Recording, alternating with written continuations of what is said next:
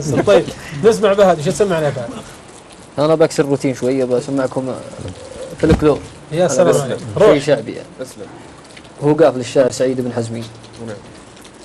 ما شاء الله. نعم. يقول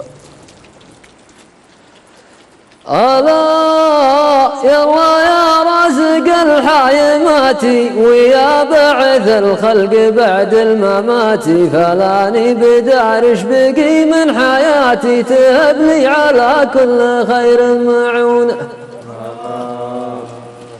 فكنت احسب ان الزمن بعد معنا ولكن نفرق بعد ما جمعنا، ومن بعد ذيك التواصل قطعنا بكاس من المر يتداولونه.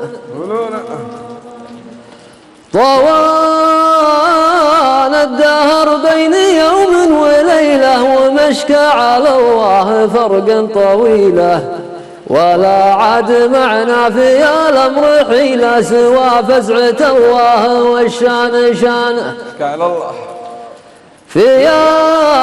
كان في السوق بعنا وشرينا درينا ويا ليتنا ما درينا، فهبنا ديون وللناس دينا ومن خذ من الناس ما يسمحونه.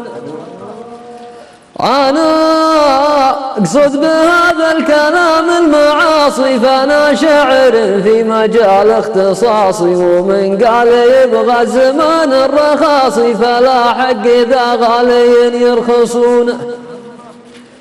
فحق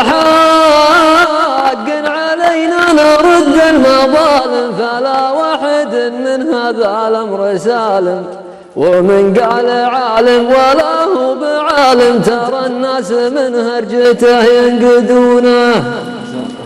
أنا أوصيك يا متهم كل غايب وتشمت بمن جت عليه المصايب، قريب وقبرك عليه النصايب وقفوا ولكنهم يعرفونه.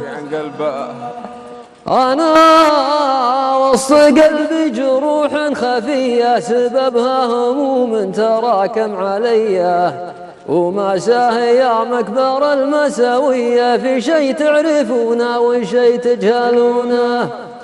بغيت السفر واجعل الهم نسيان، ولكن في البيت قابلت عصيان، هبوا لي في الدرب شوك وحصيان، وحتى المسافر بدوا يحسدونه. تراحنا للمرجلة والضحايا إلى ما بلينا وجتنا البلايا، من كل ديرة تجدنا شلايا ولا حق مجهودنا تنكرونه. ختمنا القصايد بعلم وكايد، إذا كان مال المعاني فوايد فلا ينفع الرجل كثر الشهايد، وجدر بنيته لا تدمونه. سلامتكم.